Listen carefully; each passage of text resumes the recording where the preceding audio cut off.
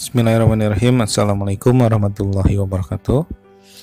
Kembali lagi di channel Hadits Al-Quran Nur Hakim. Kali ini kita akan membahas hikmah ibadah haji, zakat, dan wakaf dalam kehidupan bagian 2.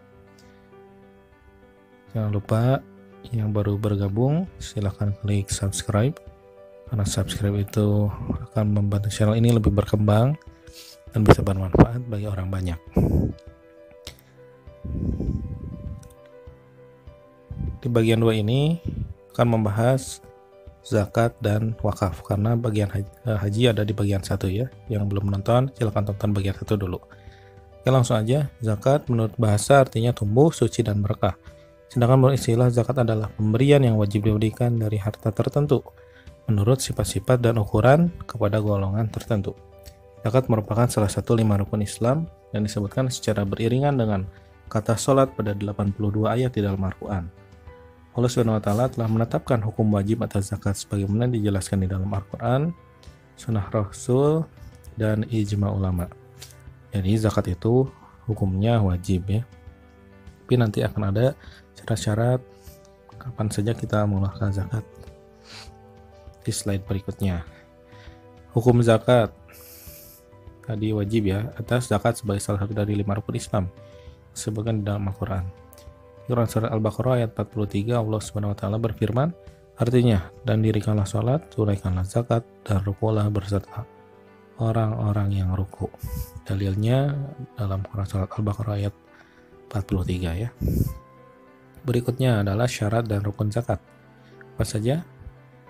Syarat dalam ibadah zakat yaitu syarat yang berkaitan dengan subjek zakat atau muzaki, orang yang mengeluarkan zakat, dan objek zakat, harta yang dizakati.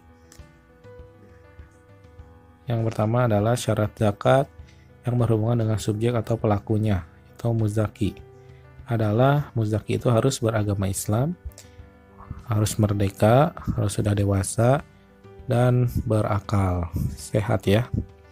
Jadi syarat muzaki itu ada 4.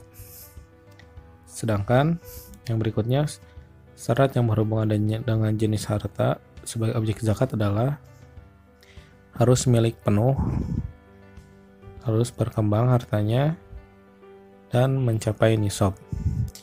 Jadi hartanya itu yang pertama itu adalah mencapai nisab ya. Nanti seperti contohnya kita mempunyai 5 ekor unta dan nisabnya itu adalah 1 ekor kambing. Jadi kalau masih kurang dari itu belum mencapai nisabnya ya. Jadi tiap zakat itu beda-beda nisabnya ya.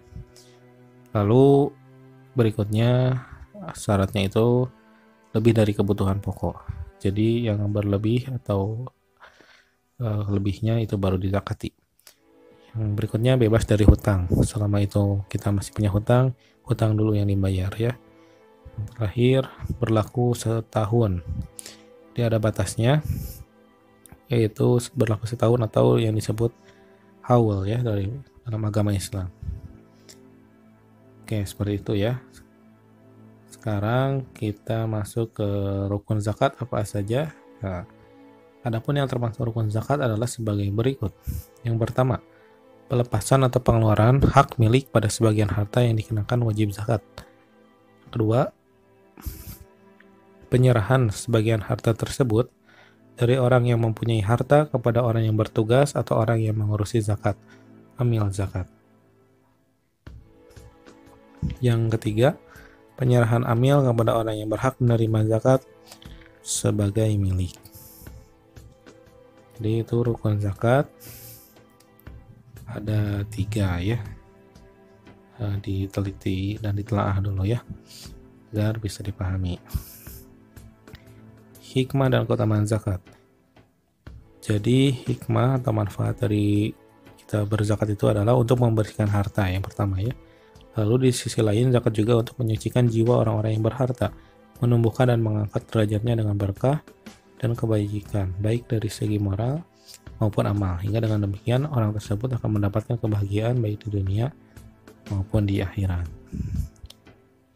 Jadi harta kita tidak semuanya adalah milik kita, ada sebagian milik orang lain ya.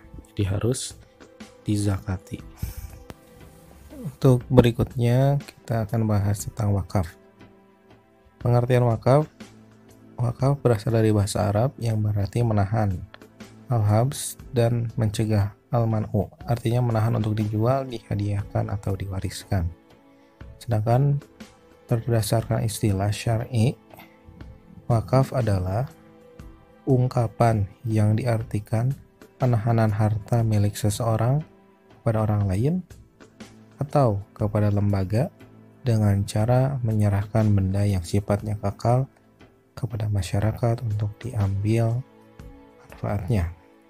Misalnya, seseorang mewakafkan tanah miliknya yang dijadikan tempat pemakaman umum. Oleh karena itu, tanah yang dimaksud tidak boleh diambil, diwariskan, atau dihadiahkan lagi kepada orang lain.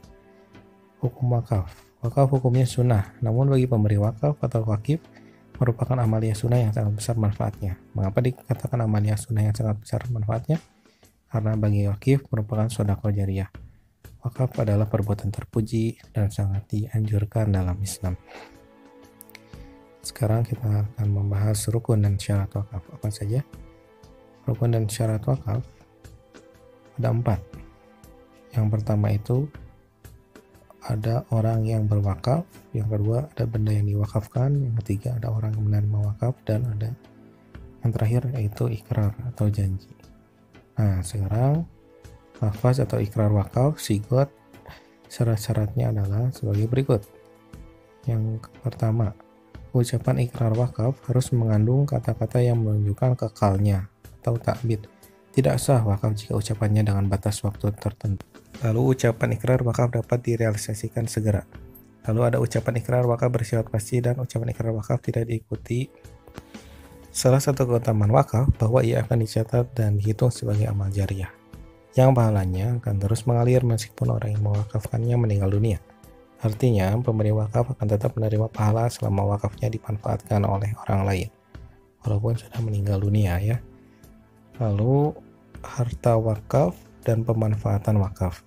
Berdasarkan hadis Rasulullah SAW dan amal para sahabat, harta wakaf berupa benda yang tidak habis dipakai dan tidak rusak jika dimanfaatkan, baik benda bergerak ataupun benda tidak bergerak. Sebagai contoh, Umar bin Khattab mewakafkan sebidang tanah di Khaybar. Terima kasih, jangan lupa bagikan videonya agar bisa bermanfaat bagi orang lain. Wassalamualaikum warahmatullahi wabarakatuh.